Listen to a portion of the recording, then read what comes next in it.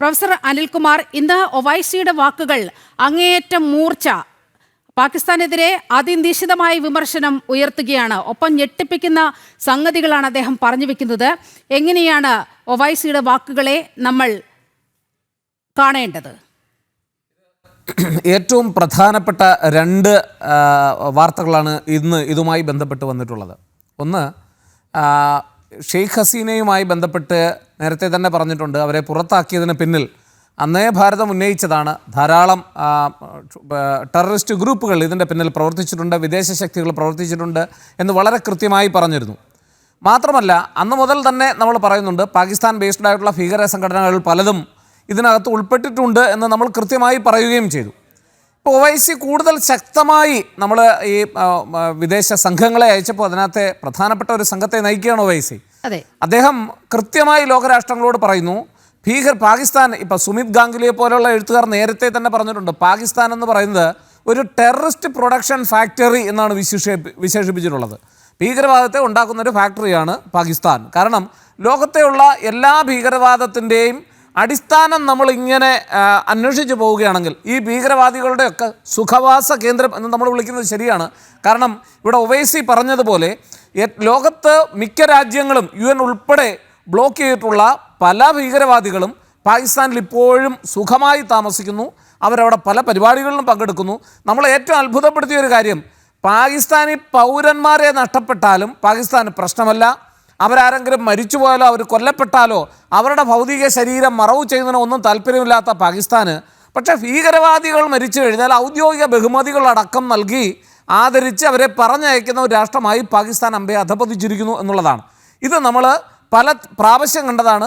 India Pakistan ഇപ്പോൾ തർക്കമുണ്ടായ സമയത്തും അല്ലെങ്കിൽ ഇന്ത്യയുടെ പ്രത്യാക്രമണ സമയത്ത് പാകിസ്ഥാൻ എടുത്ത നിലപാടുകളും അതിന് പാകിസ്ഥാൻ പലപ്പോഴും ഭീകരവാദികളോട് കാണിച്ചിട്ടുള്ള സമീപനങ്ങളും ഒക്കെ ഇതിന് തെളിവായി നമുക്ക് പറയാനായിട്ട് കഴിയും. ഇപ്പോൾ ഒവൈസി പറഞ്ഞിട്ടുണ്ട്, ലഖ്വി എന്ന് പറയുന്ന ഭീകരൻ ലോകം മുഴുവൻ കൊടും കുറ്റവാളി എന്ന് വിളിക്കുന്ന ഈ ഭീകരവാദി അവിടെ സുഖവാസം നടത്തുന്നു എന്നുള്ളത് അദ്ദേഹം പറയുന്ന ആ നിരീക്ഷണം ഏറെ ശ്രദ്ധേയമാണ്. കാരണം ഒരു സമയത്ത് പാകിസ്ഥാൻ ഗ്രേ ലിസ്റ്റിലായിരുന്നു.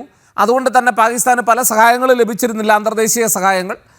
ആ സമയത്ത് പാകിസ്ഥാനൊരു അല്പം ഈ ഭീകരവാദത്തിന് കുടപിടിക്കുന്ന ഒരു രീതി അത് തുടരുന്നുണ്ട് എങ്കിലും അതിൻ്റെ ശക്തി ഒരല്പം കുറയുന്നുണ്ടായിരുന്നു. കാരണം പല റിപ്പോർട്ടുകളും പാകിസ്ഥാനെതിരായി വന്നു.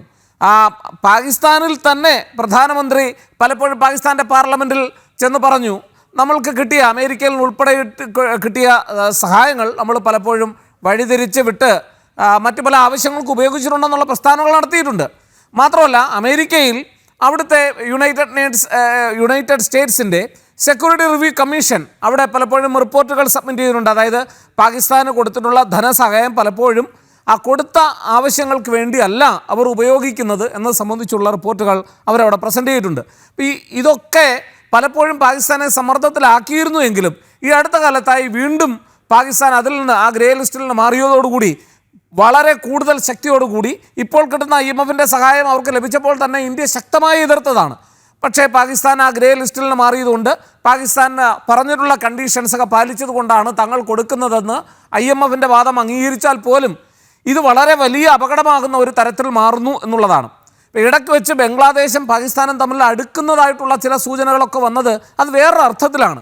നമ്മൾ ആലോചിക്കേണ്ട ഒരു കാര്യം, തുടർച്ചയായി പാകിസ്ഥാൻ ഇപ്പോൾ ഷെയ്ഖ് ഹസീന തന്നെ ബംഗ്ലാദേശിൽ പ്രൊഫസർ പി അനിൽകുമാർ അത്തരത്തിൽ പാകിസ്ഥാൻ ബംഗ്ലാദേശുമായി ഒരു അടുപ്പം ഉണ്ടാക്കാൻ ശ്രമിച്ചു. ആ അടുപ്പം എന്തിന്റെ അടിസ്ഥാനത്തിലായിരുന്നു എന്ന് ഇന്ന് കസൂരിയുടെ വെളിപ്പെടുത്തലിലൂടെ പൂർണ്ണമാകുകയാണ്. അവിടെ വളരെ കൃത്യമായി ഷെയ്ഖ് ഹസീന സർക്കാരിനെ അട്ടിമറിച്ചിടാൻ വേണ്ടി അവിടെ കളിച്ചത് മുഴുവൻ പാക് ഭീകരതയാണ്, പാകിസ്ഥാൻ ഭീകരരാണ്. അത് അന്നേ തെളിഞ്ഞതാണ്. പക്ഷേ കസൂരിയുടെ വാക്കുകളിൽ നിന്ന് തന്നെ അത് കേൾക്കുമ്പോൾ അത് ലോകം മനസ്സിലാക്കുകയാണ്, ബംഗ്ലാദേശ് പോലെ ഒരു ജനാധിപത്യ രാഷ്ട്രത്തെ അങ്ങനെ അട്ടിമറിച്ച ഒരു ചരിത്രം ഇപ്പോൾ പാകിസ്ഥാൻ ഭീകരതയ്ക്കുണ്ട് എന്നത് വരികയാണ് ഈ ഘട്ടത്തിൽ. അല്ല, ഇന്ത്യ ഭീകരതയ്ക്കെതിരെ ഉയർത്തിയിട്ടുള്ള പല കാര്യങ്ങളും പല ഫാക്റ്റുകളും യാഥാർത്ഥ്യങ്ങളും ഇപ്പോൾ തെളിവോടുകൂടി പാകിസ്ഥാൻ തന്നെ അംഗീകരിക്കുകയാണ്. അപ്പം അന്ന് തന്നെ പാകിസ്ഥാൻ പറഞ്ഞതാണ് ഇതിന് പിന്നിൽ ഇന്ത്യ പറഞ്ഞതാണ് ഇതിന് പിന്നിൽ ശക്തമായ ഭീകരവാദികളുടെ ആക്രമണങ്ങളുണ്ട്, അവരുടെ ഇടപെടലുകളുണ്ട്. അതുകൊണ്ട് തന്നെയാണ് ഇത് കൂടുതൽ ശക്തമാകുന്നത്. ബംഗ്ലാദേശ് പ്രശ്നം ഉണ്ടായപ്പോഴും പറഞ്ഞു വിദേശ ശക്തികളുണ്ട്, ചൈന ഇതിനകത്ത് ഇടപെടുന്നുണ്ട്, പാകിസ്ഥാൻ ഇതിനകത്ത് ഇടപെടുന്നുണ്ട്, ഹസീനയെ അതുകൊണ്ട് തന്നെയാണ് ഇന്ത്യ ഹസീനയ്ക്ക് സഹായഹസ്തങ്ങൾ നീട്ടിയതും.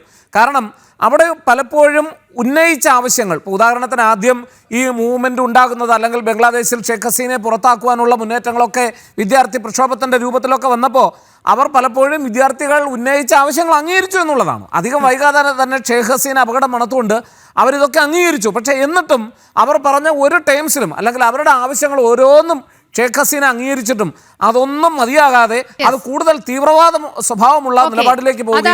എന്തായിരുന്നു ആ വിദ്യാർത്ഥി പ്രക്ഷോഭത്തിന്റെ പിന്നിലുള്ള അജണ്ട എന്ന് ഒരിക്കൽ കൂടി തെളിയിക്കപ്പെടുകയാണ്.